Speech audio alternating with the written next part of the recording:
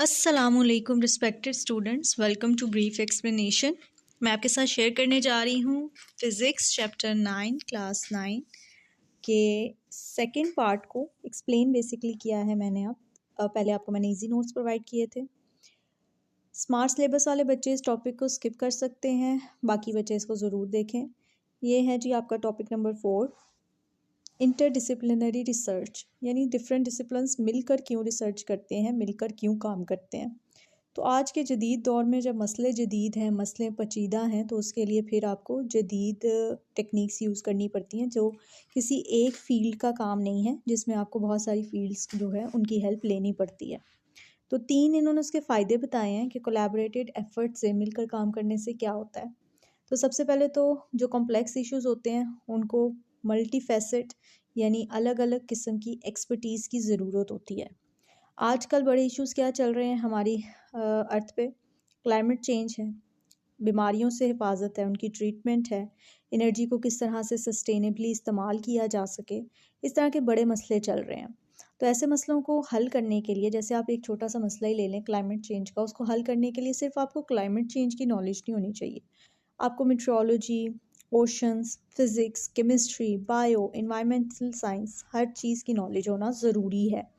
तो इसलिए बजाय इसके अब ये तो नहीं हो सकता कि एक ही स्टूडेंट जो है वो सारी फील्ड्स कवर करेगा और फिर जाके वो इस मसले का हल निकालेगा। नहीं, अलग अलग बच्चे अलग अलग चीज़ पढ़ते हैं, अलग अलग फील्ड से होते हैं, मिलकर बैठेंगे और हल निकालेंगे। ठीक, हर कोई अपनी नॉलेज शेयर करेगा और उस नॉलेज की बेस पे कोई ना कोई हल निकाला जाएगा। जैसे कि कोविड के टाइम पे हुआ था कि bio, physics, chemistry, medical technologies और डेटा साइंसेस ने मिलकर काम किया था, तभी हम कोविड को ओवरकम कर पाए थे।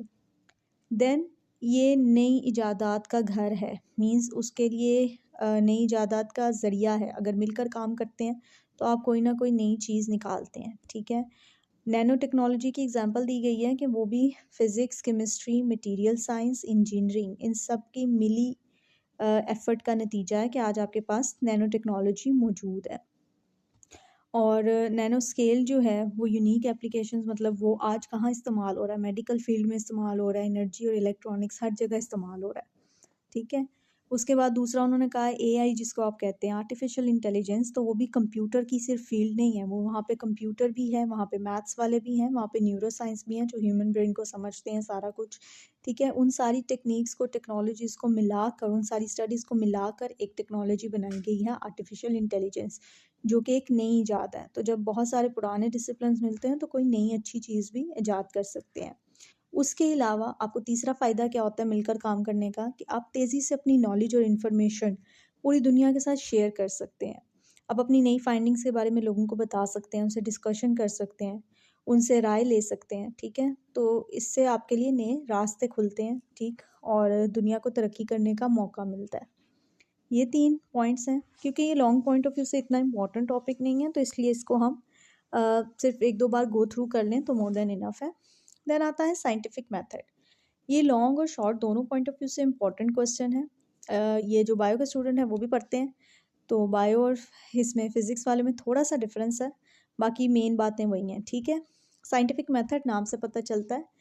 जब भी आपके पास इसकी सिंपल डेफिनेशन ये है, method to solve scientific problem is called scientific method. इसके 7 बेसिक स्टेप्स आप फिजिक्स उसमें बायो में पढ़ते हैं, यहाँ पे 6 स्टेप्स हैं। आइडेंटिफाई करना प्रॉब्लम को, उसके बारे में ऑब्जर्वेशन बनाना यानी डेटा कलेक्ट करना। ऑब्जर्वेशन बेसिकली कहते हैं गौर फिक्र करना। ठीक है, उसके बारे में एक आर्जी आइडिया, एक हाइपोथेसिस, एक तुक्का लगाना, फिर उस पर एक्सपेरिमेंट परफॉर्म करना। एक्सपेरिमेंट जब सही साबित हो जाए तो एक थ्योरी बना लेना और उस थ्योरी को टेस्ट करने के बाद लॉ बना देना। ठीक, ये 6 स्टेप्स हैं। अब यहाँ पे अगर इसको लॉन्ग में एक्सप्लेन करने जाएंगे तो फर्स्ट स्टेप में मैंने नोट्स में बाकायदा डिटेल में एक्सप्लेन किया है, तो यहाँ से आप लोगों को परेशान होने की ज़रूरत नहीं है। नोट्स में विद हेडिंग्स मौजूद है। मैंने उसको बहुत इजी भी दिया है और एक मीडियम वाला भी दिया है, ताकि आपके नंबर कहीं से भी डिडक्ट ना हो। जिन लोगों को मुश्किल लग रहा होगा वो इजी वाला भी लर्न कर सकते हैं, इसलिए मैंने नोट्स में दोनों प्रोवाइड किए हैं। ठीक है, बुक पे है जी सबसे पहले ऑब्जर्वेशन क्या है साइंटिफिक मेथड के बारे में। पहली चीज़ उन्होंने लिखी हुई है कि कोई भी कुदरती प्रोसेस जो हो रहा होता है, हम उसके बारे में ऑब्जर्वेशंस करते हैं, यानी उस पर गौर फिक्र करते हैं और डाटा कलेक्ट कर लेते हैं। जैसे यहाँ पे उन्होंने एग्जांपल दी है एक कॉमन ऑब्जर्वेशन है कि आप कोई ओपेक ऑब्जेक्ट वो होता है जो अपने अंदर से लाइट को गुजरने नहीं देता, ठीक है। ओपेक ऑब्जेक्ट को आप जब लाइट के रास्ते में रखते हैं तो वो लाइट का पाथ ब्लॉक कर देता है और उसका शैडो बना देता है, ठीक। ये आपकी कॉमन ऑब्जर्वेशन है। अब इस पे हमने एक अंदाज़ा लगाया कि ये क्यों होता होगा। तो अंदाज़ा हमने ये लगाया, हाइपोथेसिस जो है वो होता है बेसिकली अंदाज़ा लगाना। अंदाज़ा हमने ये लगाया कि वो लाइट को ब्लॉक इसलिए करता है क्योंकि लाइट स्ट्रेट लाइन में जा रही है, सीधी जा रही है। तो जब भी रास्ते में कोई चीज़ सीधी जा रही है, उसके रास्ते में आप कुछ रुकावट रख देंगे तो ज़ाहिर है वो रुक जाएगी, उसका फ्लो रुक जाएगा, ठीक है। अब इस पे किया जी हमने एक्सपेरिमेंट के लिए उन्होंने कहा है कि जी आप क्या ले लें, टॉर्च ले लें, कार्डबोर्ड ले लें, कार्डबोर्ड में सुराख कर दें, टॉर्च को उस सुराख के पास रखें। अगर तो रोशनी स्ट्रेट लाइन में जा रही होगी तो ज़ाहिर है जिस तरह से पहले इमेज में नज़र आ रहा है वो उस तरह से ट्रैवल कर जाएगी। लेकिन अगर वो स्ट्रेट लाइन में नहीं जाती तो वो ऐसा नहीं कर पाती।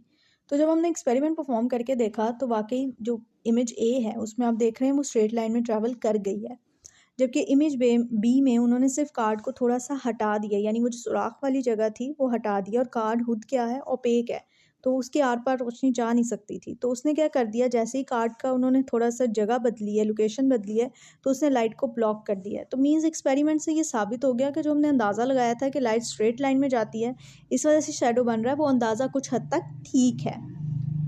थ्योरी बेसिकली क्या है, जब आप अपनी अजम्पशन को, जो तुक्का जो अंदाज़ा आपने लगाया होता है, वो एक्सपेरिमेंट से आप उसे प्रूव कर पाते हैं, ठीक है, उस फिनोमिना को, तो वो थ्योरी बन जाती है। और अब आपके पास जो थ्योरी है बेसिकली लफ्जी अगर मैं बोलूँ तो क्या है कि जो बात आपने बोली थी अब आप उसे लॉजिकली एक्सप्लेन कर सकते हैं।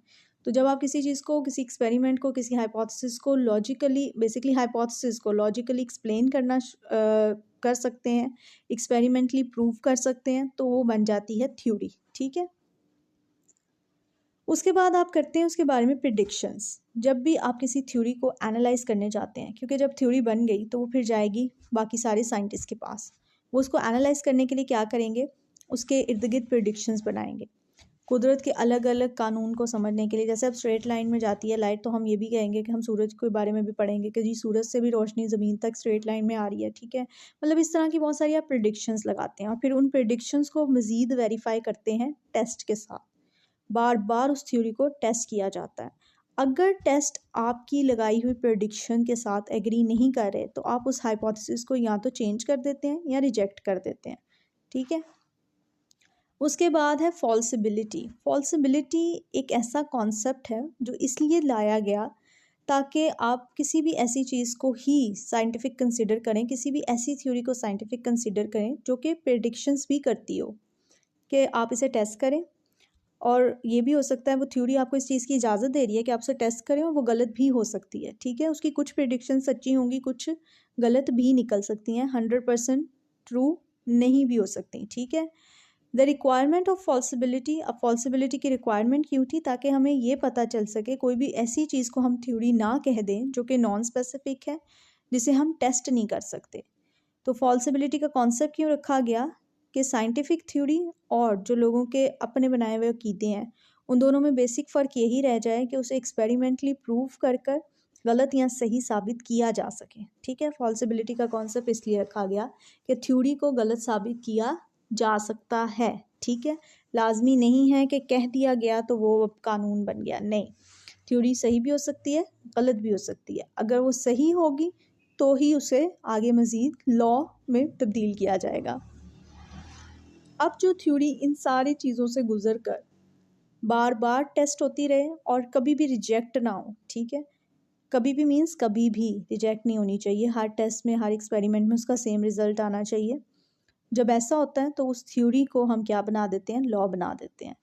यहाँ पे उन्होंने क्योंकि लाइट की बात की थी तो उन्होंने फैक्ट क्या था कि लाइट स्ट्रेट लाइन में ट्रैवल करती है। इससे प्रिडिक्ट क्या किया गया कि वो जो भी ओपेक ऑब्जेक्ट है उसका शेडो बनाएगी और शेडो की शेप जो है उस ऑब्जेक्ट से मिलती हुई होनी चाहिए, सेम होनी चाहिए।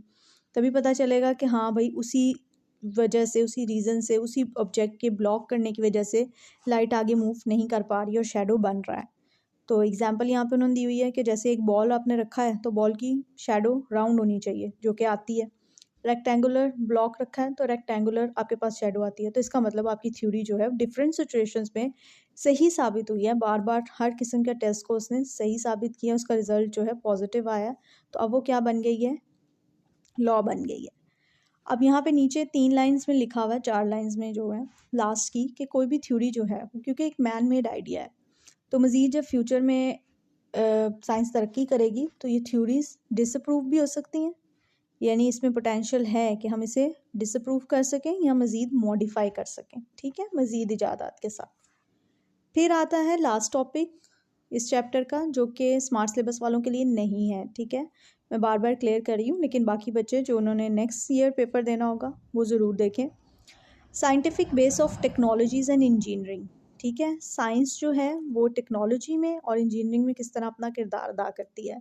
लाइन नंबर 2 के एंड से टेक्नोलॉजी की डेफिनेशन है कि कोई भी मेथड और टेक्निक जो आप साइंटिफिक नॉलेज की मदद से पैदा कर रहे हैं उसे आप टेक्नोलॉजी कहेंगे। टेक्नोलॉजी में ऑटोमोबाइल टेक्नोलॉजी है जो कि फ़िज़िक्स का कौन सा प्रिंसिपल यूज़ करती है, थर्मोडायनेमिक्स का प्रिंसिपल। उसके बाद रेडार टेक्नोलॉजी है, वो इलेक्ट्रोमैग्नेटिक वेव्स यूज़ करती है। ऑटोमोबाइल में मैं आपको बता दूं, आपकी गाड़ियाँ, जहाज़, ये सारी चीज़ें आ जाती हैं, ठीक है, ज़्यादा तो गाड़ियाँ ही आती हैं। रेडार टेक्नोलॉजी में आपको पता है कि आपके जो हवाई जहाज़ हैं, समुद्री जहाज़ हैं, वो रेडार टेक्नोलॉजी इस्तेमाल करते हैं ताकि उन्हें पता चल सके कि सामने से कोई और जहाज़ तो नहीं आ रहा, कोई चीज़ तो नहीं आ रही, ठीक है, या अंडर वाटर मछलियाँ कहाँ पे हैं, चीज़ें कहाँ पे हैं, वो सारी चीज़ें देखने के लिए तो ये इलेक्ट्रोमैग्नेटिक वेव्स यूज़ करते हैं। फिर लेज़र टेक्नोलॉजी है जो कि एटॉमिक फ़िज़िक्स के प्रिंसिपल पे बेस है। ये डिफरेंट मेडिकल प्रोसेसेस में, डिफरेंट मेडिकल ट्रीटमेंट्स में, स्पेस में और टेलीकम्युनिकेशन में, मेटलर्जी में, अलग अलग इंडस्ट्री में यूज़ हो रही है, ठीक है, लेज़र टेक्नोलॉजी। फिर है इंजीनियरिंग।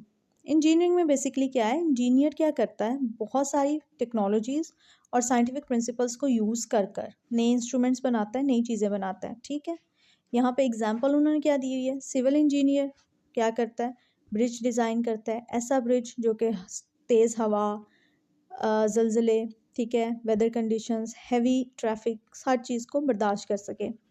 उसी तरह सॉफ्टवेयर इंजीनियर स्मार्टफोन के लिए यूज़र फ्रेंडली ऐप्स बनाता है, एप्लीकेशंस बनाता है। एविएशन इंजीनियर ऐसा हल्का मटेरियल ढूंढने की तलाश में रहता है जो मटेरियल हवा का दबाव और सडन चेंजेस वगैरह, जो वेदर कंडीशंस है, एक्सट्रीम वेदर कंडीशंस हैं, उन सबको बर्दाश्त कर सके जबकि एक एरोप्लेन फ्लाई कर रहा होता है, ठीक है, during the flight of an aeroplane.